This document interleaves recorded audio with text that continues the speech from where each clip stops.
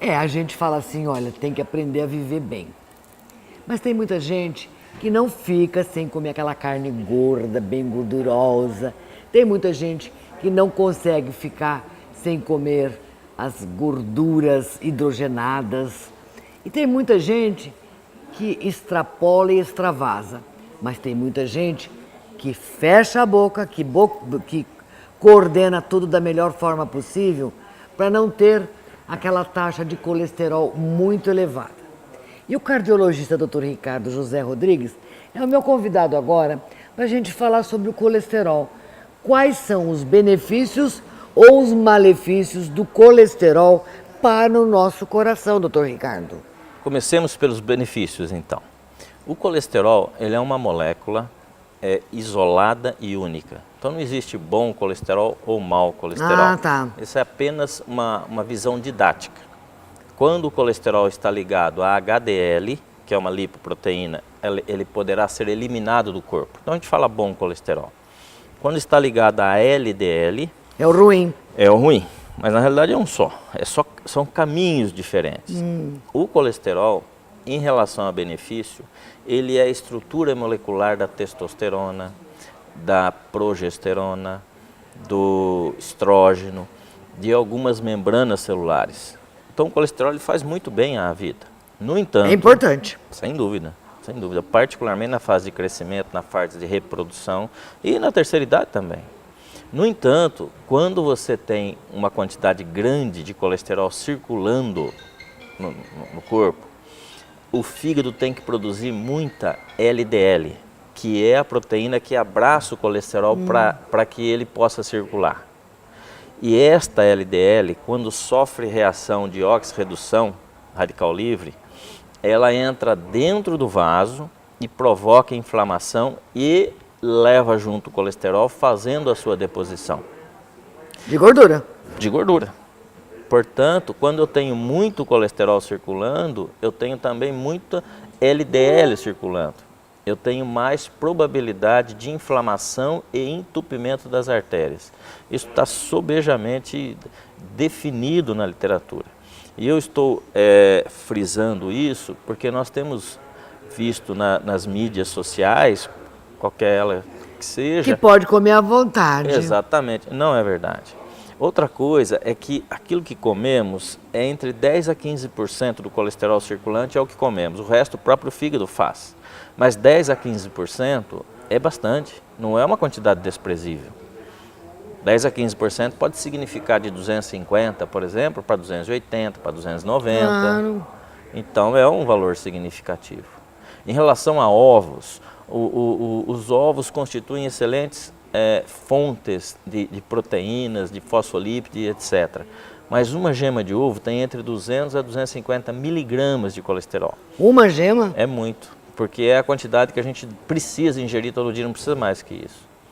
Então, por exemplo, se eu preciso ter no ovo fonte de proteína, então eu posso fazer o cozimento de 3 ovos, comer um com gema e os outros 2 sem gema, porque ele tem bastante proteína. A clara do ovo é rica, ela tem, particularmente depois dos 40 anos, onde a gente precisa fazer bastante musculação e ingerir proteína, ela tem o seu valor nutritivo, que é, aliás, muito bom.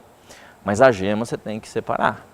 Uma gema 3, no máximo 4 vezes por semana. Bom, então, quando a gente vê a divulgação que é importante a gente comer ovos, pelo menos 2 ovos por dia, você balela. É um excesso de colesterol que você está ingerindo. O fígado ele já tem um mecanismo, um esqueleto de várias enzimas para fazer colesterol endógeno. Você, a princípio, precisaria comer colesterol. Então não precisa. Não, claro que não. E essa picanha gordurosa, essas costelas gordurosas? São guloseimas. No passado, alguém pode falar, olha, mas o meu avô, ele pegava aquela gordura, jogava lá dentro o porco, depois ele fritava, ficava uma delícia. Concordo. Só que o avô era lenhador, o outro era agricultor. No final de um dia de trabalho, que ele gastava 3, 4 mil calorias, né, ele colocava um feixe de lenha e andava 2, 3 quilômetros. Né? Hoje não, hoje você não pode pegar aquela carne, fritar e ficar o dia inteiro na frente do computador, conversando, sentado. Isso não existe. Porque a gordura saturada, que é esta a qual nós estamos nos referindo, ela é em todos os países onde temos ingestão aumentada de gordura saturada, você tem aumento de mortalidade cardiovascular, ou seja, por derrame e por infarto agudo do miocárdio. Então a gordura saturada ela não é bem-vinda. Agora, e a insaturada? Bom, a insaturada tem um problema. Chama insaturada porque entre um carbono e outro tem duas ligações, e essas duas ligações podem gerar radical livre. Então não tem gordura boa nem gordura ruim, tem gordura natural e balanceada. Exemplo, não existe colesterol no reino vegetal. Então o óleo de soja é bom? É bom, mas o de girassol é melhor ainda, o de oliva é melhor ainda. Quanto? O usual, você tempera uma salada, não tem muita mágica nisso, sabe? Comer, o hábito alimentar do brasileiro já é bom.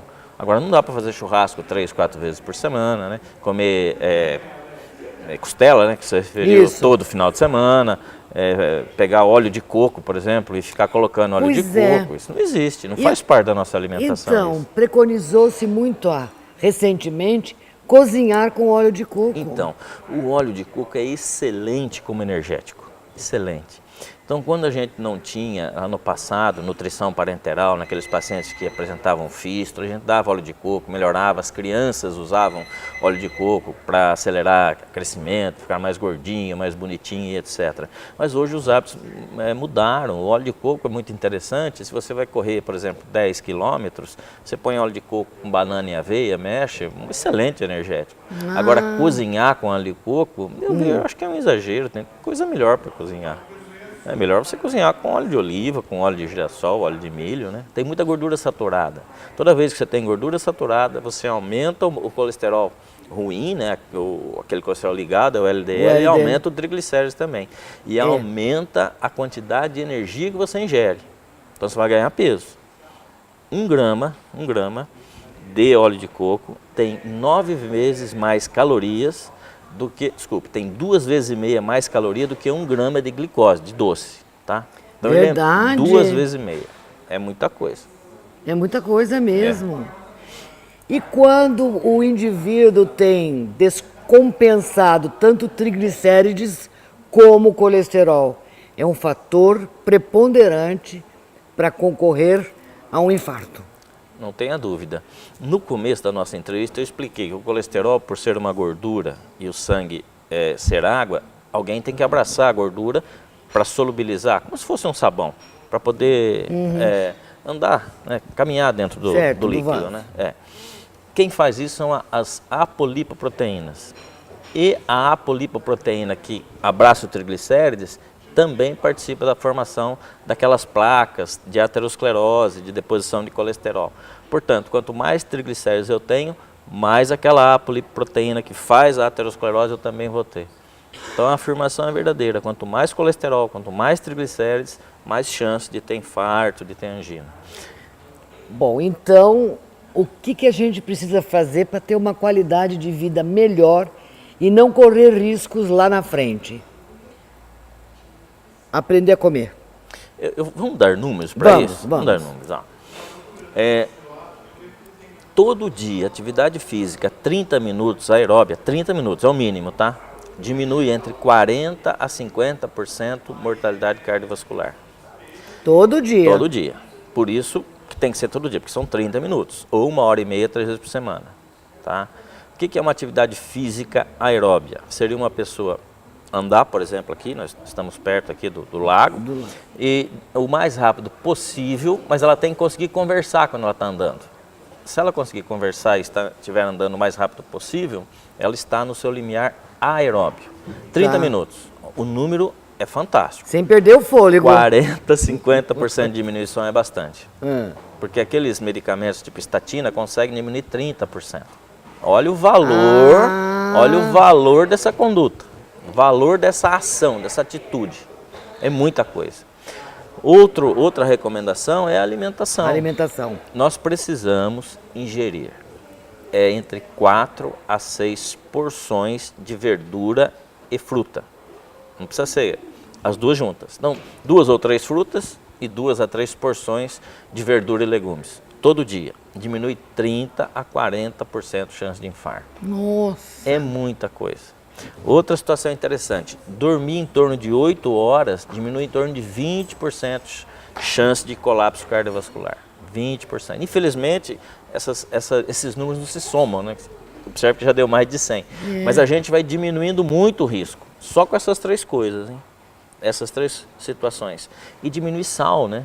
Porque a hipertensão, que tem muita correlação, essa outra situação que está saindo agora nas mídias sociais, que sal não tem nada a ver com hipertensão.